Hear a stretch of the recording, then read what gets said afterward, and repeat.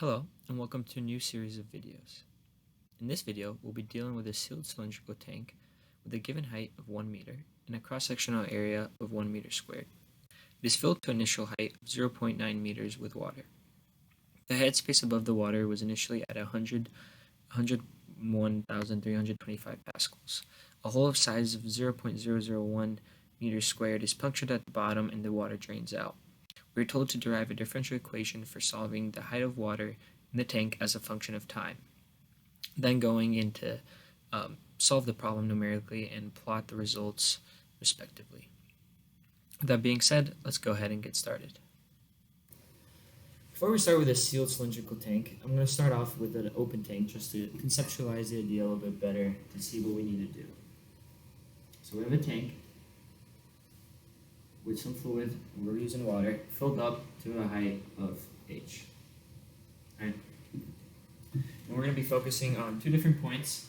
First point we're going to be focusing on is up here, on top of the water, and then the second is the bottom of the tank, where it's coming out, or there's a little hole and it's all coming out. What we're going to be using is Bernoulli's equation, and we'll be plugging in what we know to show the correlation, and then go back to a closed tank so we know how to do that. So, Bernoulli's equation, we have pressure in 2 minus pressure in 1 divided by,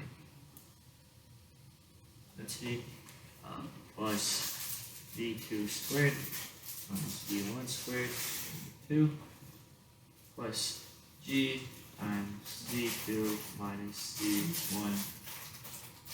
That is equal to the fractional frictional force.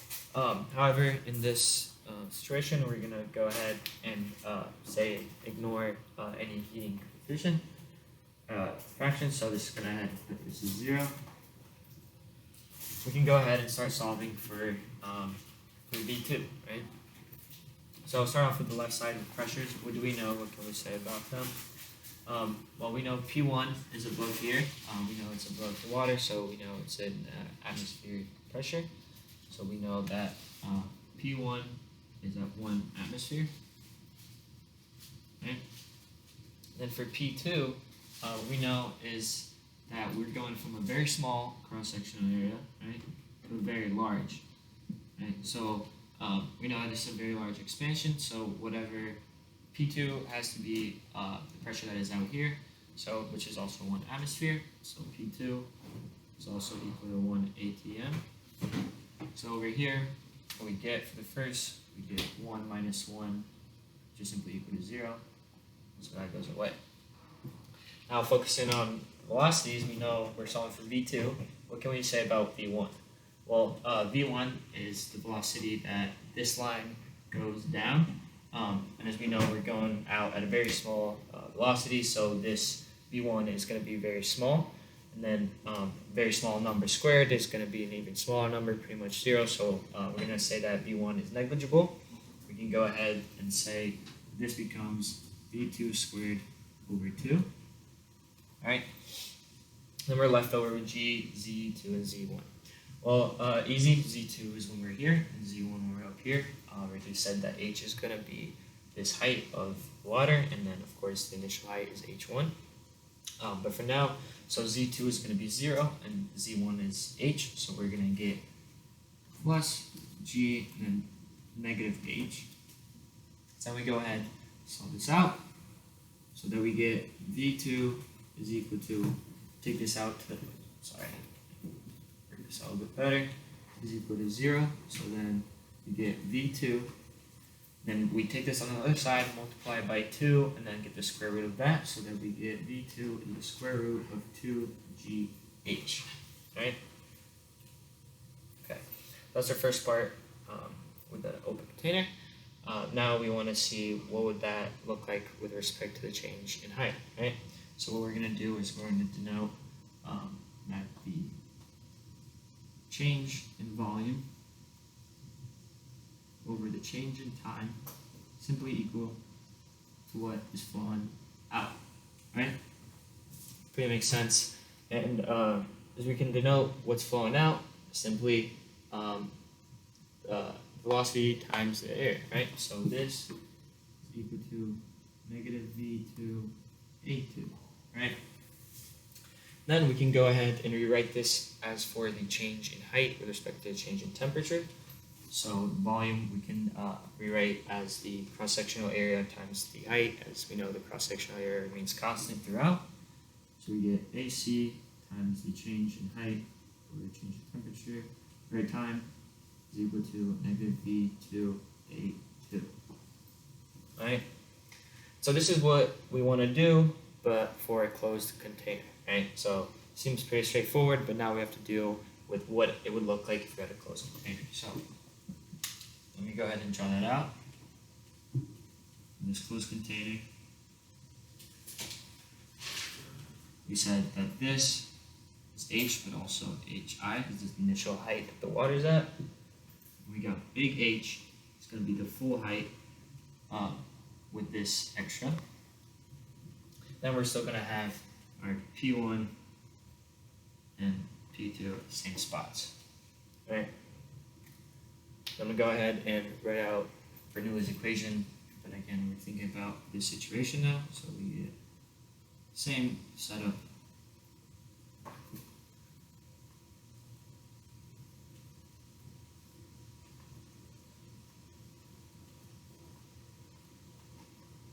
Again, we're going to make this equal to 0. Alright, so again, we're going to start off with the pressures. What can we denote? Well, this time, again, same thing's going on with P2.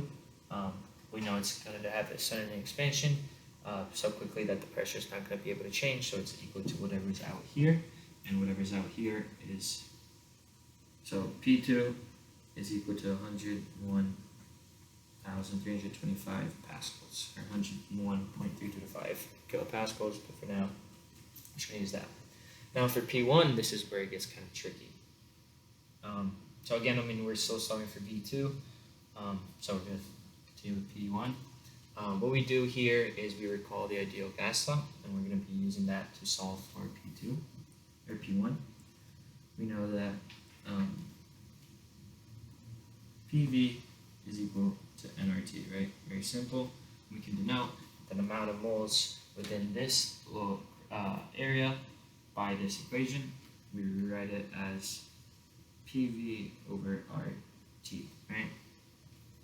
As the amount of moles does not change because from what is constant. So we can go ahead and plug in values for here to get the amount of moles. So we get N is equal to, when you're using P2, so we have 101,325 pascals, and then we're going to be multiplying by the volume. What we're going to be using here is the cross-sectional area, right? So we have cross-sectional area multiplied by the change in height. This is just this little section, so we're just going to subtract the big H, which is the whole cylinder, minus what is in the actual water. So H minus initial all over RT. Now we can go ahead and plug this back into our equation. We had P1, V1, and RT. So we get P1 is equal to 101,325 multiplied by that H minus H initial. Right, because we had it over RT, and if we multiply by RT, then it goes away. We just have the numerator left. Now what we can do is can we work out for V, so we can have an equation for P1. If we work out V, we know that it is the cross-sectional area multiplied by the change in height, H minus H, which constantly changes.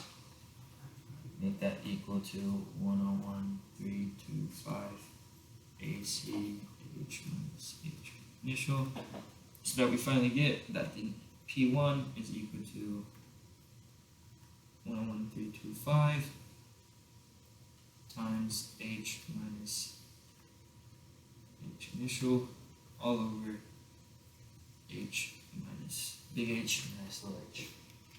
Right? There's our expression for pressure, and then again we can go ahead and solve for V1 Z2 and Z1. Again, V1, same instance here.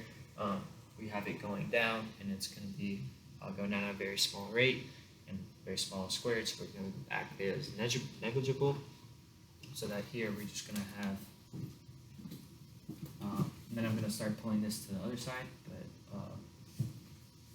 I'm going to start off by saying V2 squared over 2, right, because V1 goes away. Then we're going to have plus G in the same thing that we had here. Z2 is 0, Z1 is H, so that we have the other side, we're going to have GH, and then plus this thing, so I'm going to have P1 minus P2 over rho plus GH. Alright, and we can go ahead and plug in P1 and P2 for that expression. So we get P2 squared over 2 equal P1 and P2 both have 101,325, so I'm going to pull that out. 101,325 over rho. And then we're going to have P1, so we have H minus H initial over big H over little h, and that's P1, and then minus P2, which is just that, so minus 1. Then of course we have plus GH left over. So we're going to go ahead and make some space over here real quick so we can make the final expression nice and big.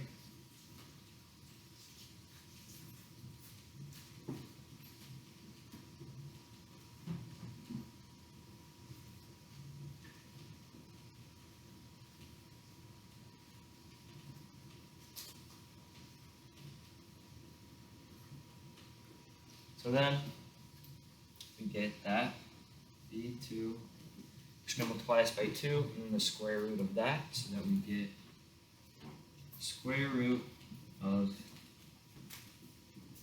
2 times, we have 101,325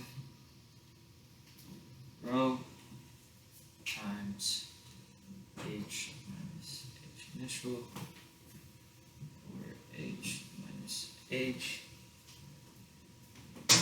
minus 1. Alright, and then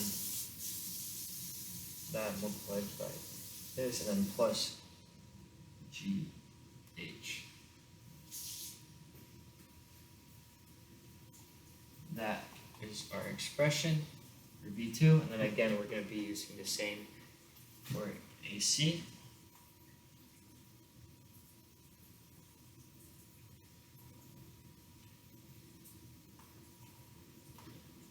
Alright, so we can go ahead and go ahead and use these two expressions into our code.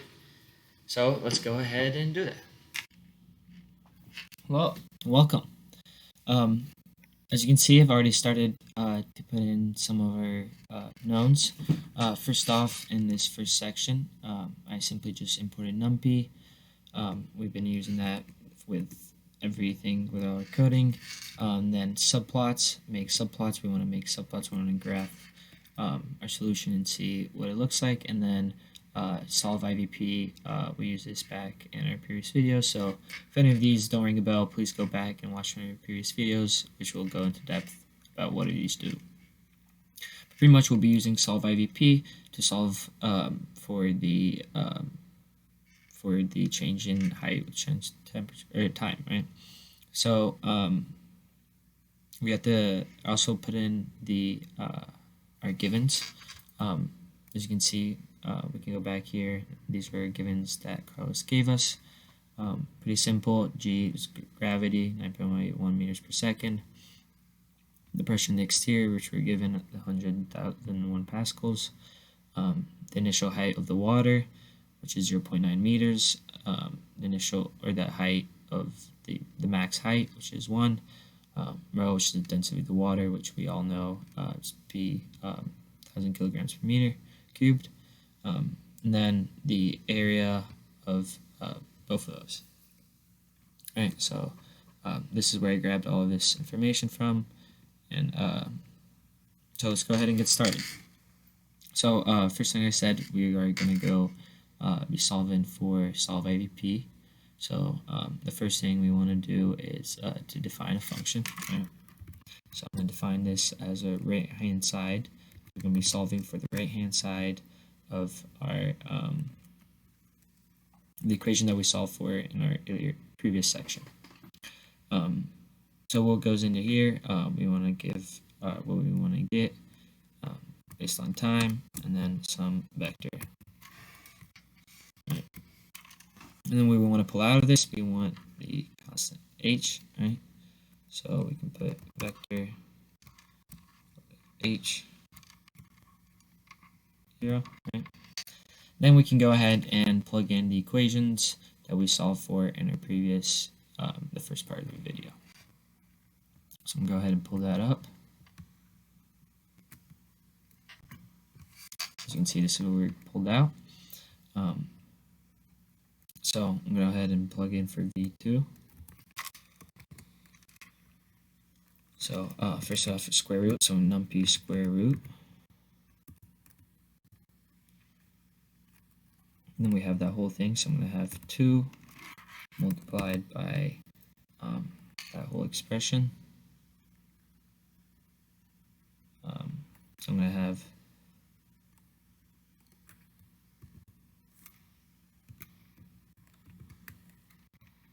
the exterior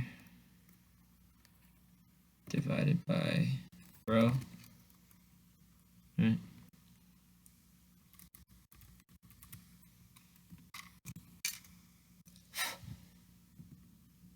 And then multiplied by that whole expression.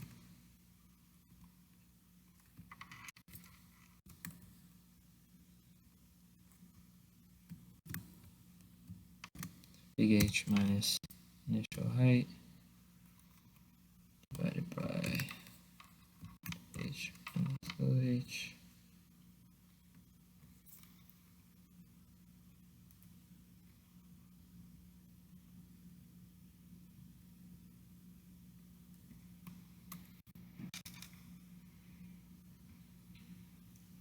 So times this whole thing minus 1, and then plus GH at the end, right?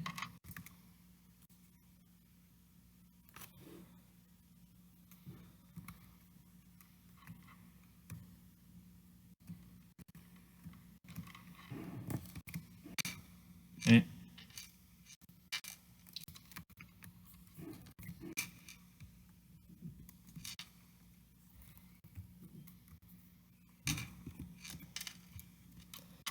Right. And then we want to return this side, right?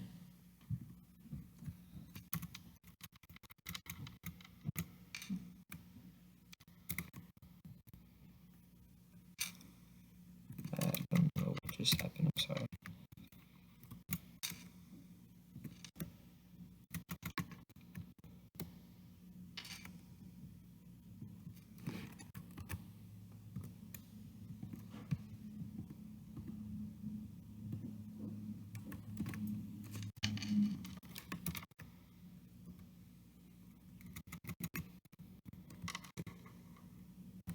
There. Alright, now we want to return the right hand side, which we said. So negative V2 divided by, I'm just going to do A2 divided by AC times V2. And we want to return it, vector, right? Make sure this is all good.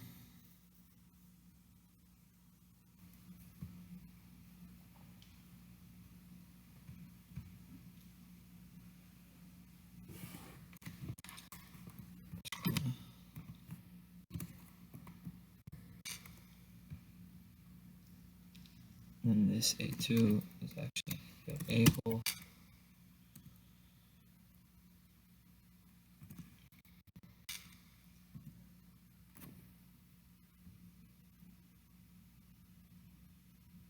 Okay. Oh, and this H. I was confused.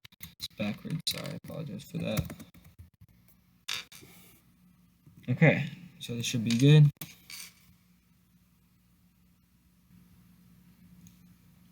Now we can go ahead and solve for IUP, right? So we can go ahead and put solve IUP.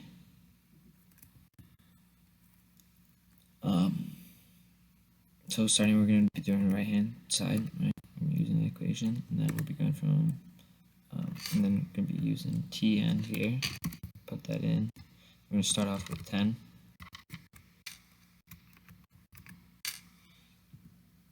So we're going to go from 0 to Tn. Then we're going to have y0, which is hi, right? Then we're going to have our method, which is Rideau, just because it is the most accurate in this situation. And then for the dense output, it's going to be true.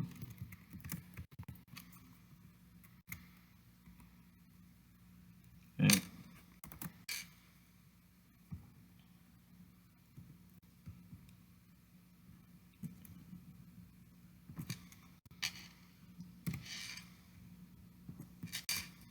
And then we're going to call this solution.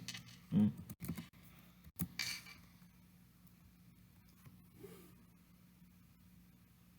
As you can see, we're given an issue saying that the array must not contain infinitives or non-adjacent negatives. So what this says is that we have an issue in our equation. But if we go ahead and plug in 1 for Tn, run this again.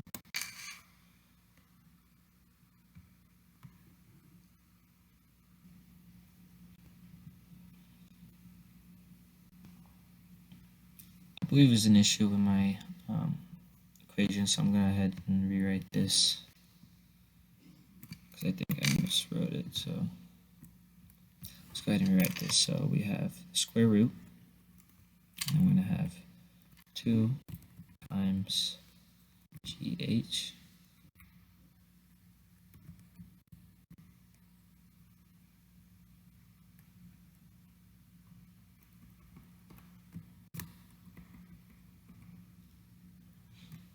plus, now we're going to have this whole thing, 101.324 px here divided by rho, that multiplied by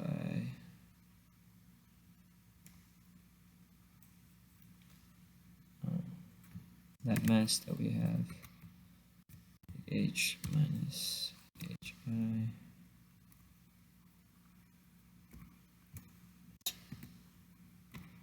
divided by h minus h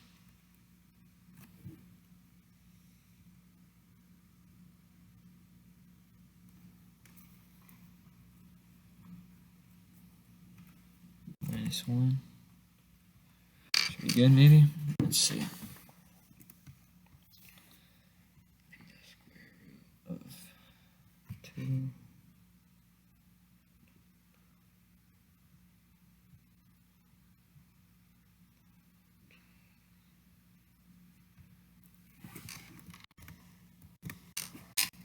I think it should be good.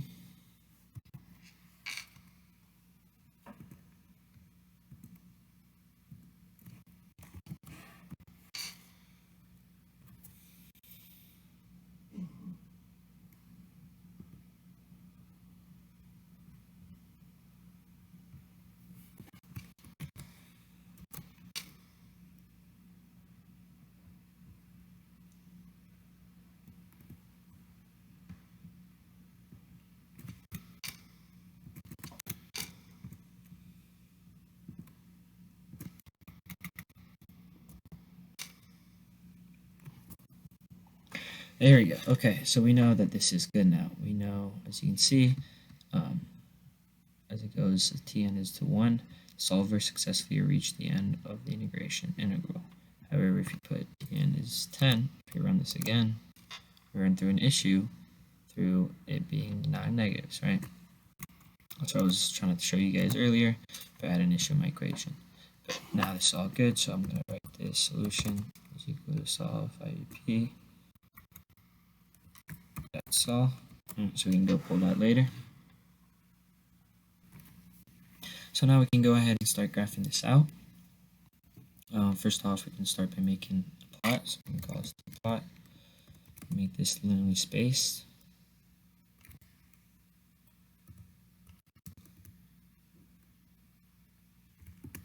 Right. And then start from 0, stop at the end, and we want 600 difference. Right. And then for a figure, I'm going to make a subplot. Right.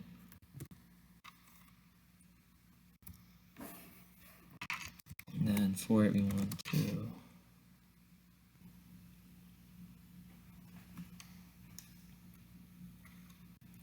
to actually add a scatter. Right.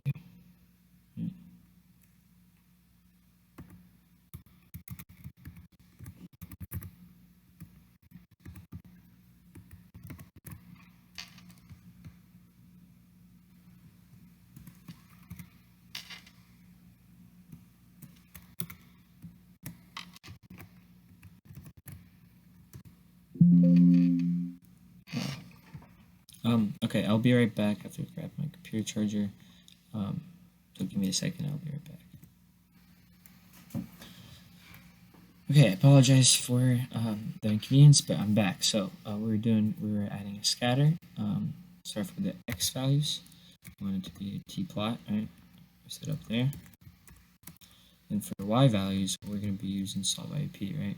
So we're going to be calling that, and we're going to be solving. No, weird, sol.sol. So the solution is t-plot of 0. Right? Yep. And then we want to update this layout. So I'm going to do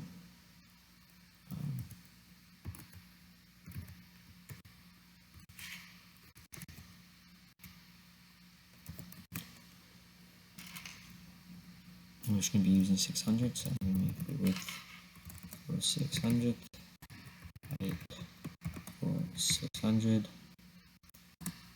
and then that's okay. Just going to go from there.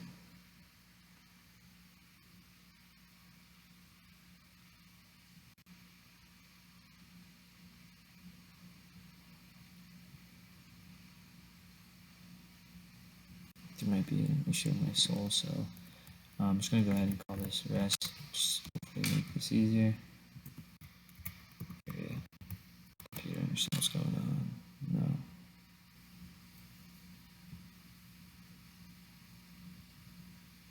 No. No, jeez. I think there's some other shit. Right, and this for the outside.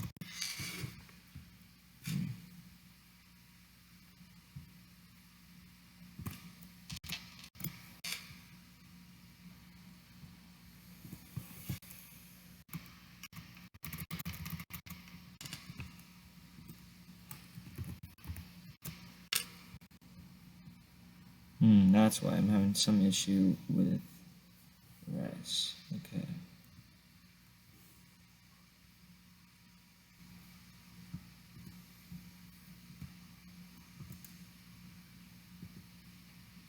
Oh, jeez. Something in the solution. There we go. Okay, so I understand my error. I was grabbing the solution of the solution because I already had dot sol here. That's not right.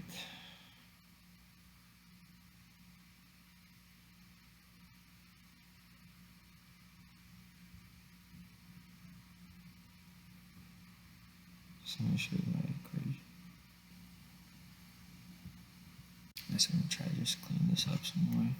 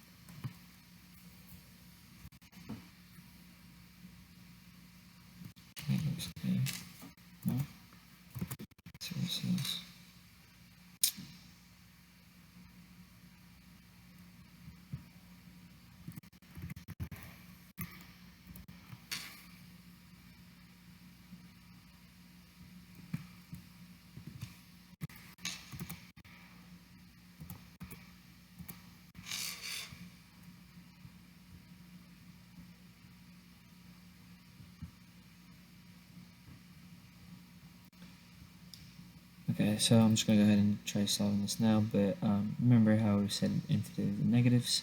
What we can do is we know that if this fraction here is being subtracted by 1, so if this is smaller than 1, let's say 0.2, then this whole thing is going to be negative. If this is larger, it's going to be positive, so we need to take into account that to get the absolute value of this. So I'm just going to get the absolute value of this whole expression. Run that again.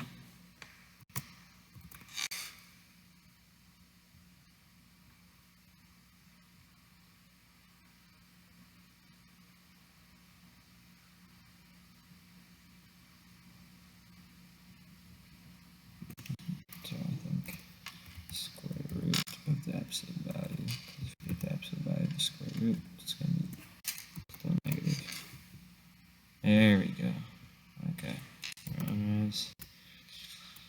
There we go. Okay, beautiful. Well, not beautiful, but this is kind of what we're looking for. But there's still an issue because, as you can see, it kind of dies off here around 4 or 5 time intervals and then starts going out again. This makes no sense, right? Because you imagine that once velocity starts slowing down, that it would stop coming out, right? But here comes to an issue. So there's a few things that we can do for that. So delete this. Delete res 2. We don't need this. So what we can do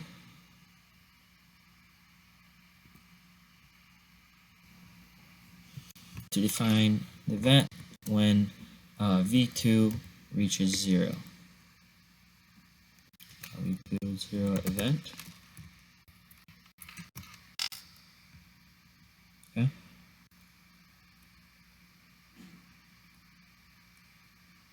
Again, same thing.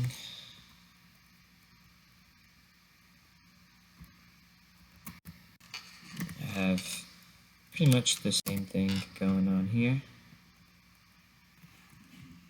Right, as we're finding out when v2 goes to 0.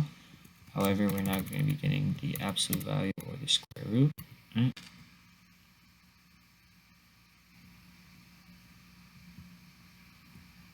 Alright. Return. Alright. Then, of course, we want to put what we're pulling out, which again, same thing. 0 out of the vector. And then, what we want to do is call event. What is it that we need to do?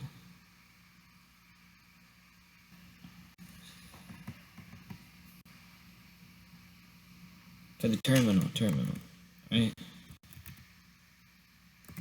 We're going to make it true so that we know that it gives us the value for when it reaches that, right?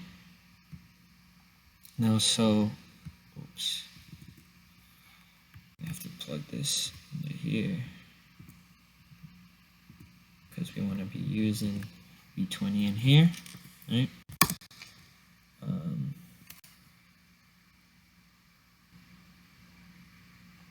Simply that we have the events going on. V20 event. What did I do?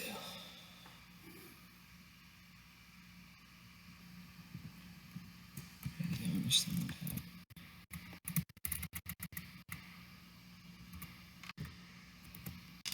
Okay, so that works just fine. But events.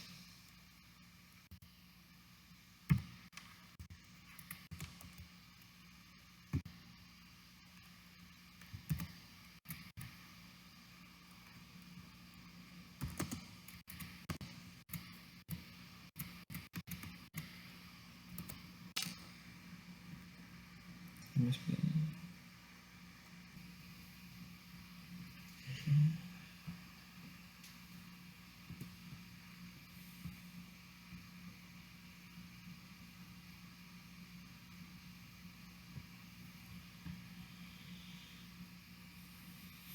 geez, I think it's because I should be putting this for vector. There we go. Ah, geez, what was I doing? I apologize for that. And then we need to plug that in for resolution. So